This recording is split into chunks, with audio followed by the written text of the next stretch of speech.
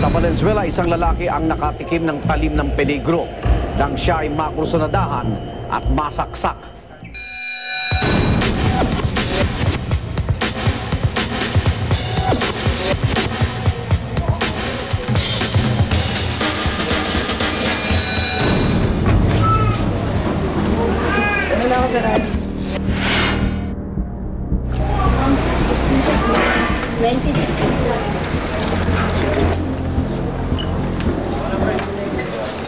So, bali yung pasyente, mayroong tama sa bandang likod. Ang tawag namin doon, suprascapular area. Napakalaki ng sugat niya eh. So, pag mga ganun, ang unang kinoconsider natin, pwedeng tinamaan yung baga. So, immediately, binital signs natin. So, nung dumating 90-60, acceptable pa naman yun.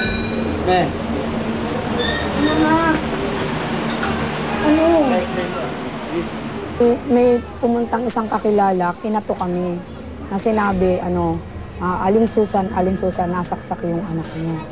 Nagulat ako. Nakita ko yung anak ko nga na sumisigaw sa mami, tulungan mo ako, hindi ko na kaya. Yun, itinakbo na namin. Ang bali pinaka-complain lang niya is hirap huminga. Bukod pa dun sa masakit sa sugat.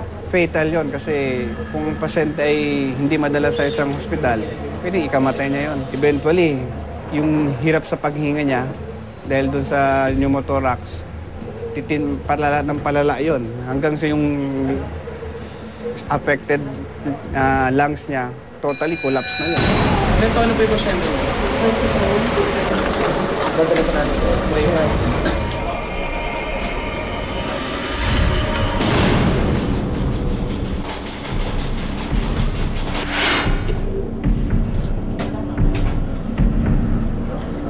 Base sa x-ray natin, inabot yung baga eh. Kapag pinasok niya yung chest cavity, nakita nga natin doon mayroong may pneumothorax ang tawag namin noon. Ibig sabihin ng pneumothorax, yung baga, lumiit siya, nag-collapse dahil doon sa hangin na pumasok. Yung hangin kasi sa labas, mas mataas yung pressure kumpara sa loob ng chest cavity. So ang tendency, pag nagkaroon ka ng sugat, ang hangin sa labas papasok. So, ma-overcome yung pressure ng loob ng chest cavity to the point na tutulakin niya yung baga na lumiit. Magiging epekto nun sa pasyente, may hirapang huminga.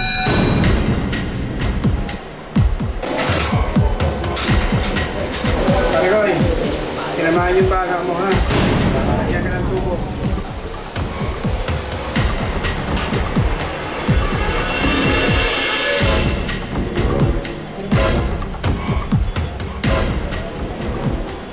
Doon sa skin, nagtulok tayo ng lidocaine.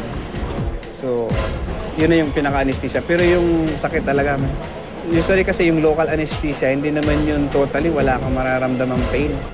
Mayroon ka sigurong mararamdaman, mababawasan yung pain, pero hindi 100%, wala kang mararamdaman eh. Kumbaga mababawasan lang talaga.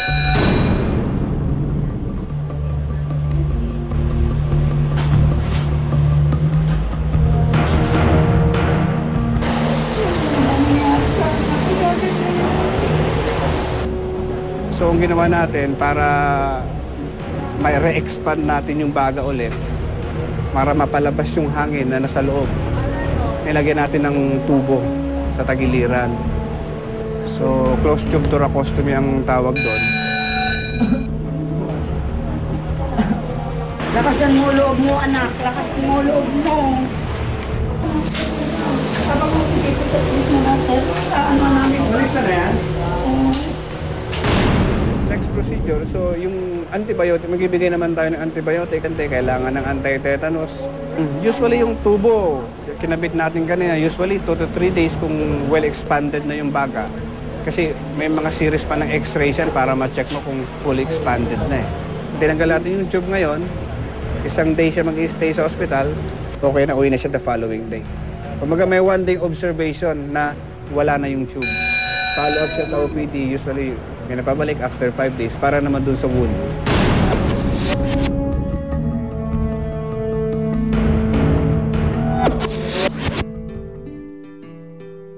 Hindi ko po talaga siya kilala eh. Nagulat na lang po ako, bigla akong sinaksak. Siguro trip po. Ngayon po, medyo okay na po. Naka-recover na po. Nung pagkatapos ko po lumabas ng ospital eh, binalik po ako dahil para daw po sa check-up po.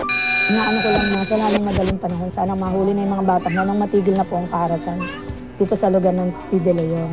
Maraming pong salamat. Saka sa ospital po at saka yung mga nurse, napakababait po nila. Talagang hindi po sila nagpapabaya sa mga serbisyo.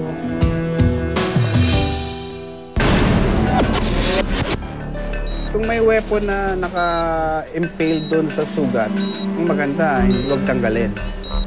Kasi pwede, yung sabi ko nga kanina, yung hangin, pwedeng pumasok doon pag tinanggal mo yun eh. Kung nandun yung weapon, parang takip din yun doon sa sugat. So much better na huwag mo nang tanggalin, dalhin na sa ospital. Yun namang sugat na walang naka-impaled na patalim, ang pinaka first aid nun, takpan. May anything na mayroon kayong madampot na malinis na bagay, damit man yan o tissue. Basta kung wala, kamay lang, pwede na yon. Takpan lang. Papunta, natap muna sa ospital. Kung meron kayong nais na ibahaging video na nagpapakita po ng kabayanihan at sa anumang question at komento, maaari kayong mag-iwan ng inyong mensahe sa aming Facebook account, Rescue GMA. Hanggang sa susunod na Webes, ako naman Arnold Glavio, dito sa Rescue, naniniwala kami kahit sino pwedeng tumulong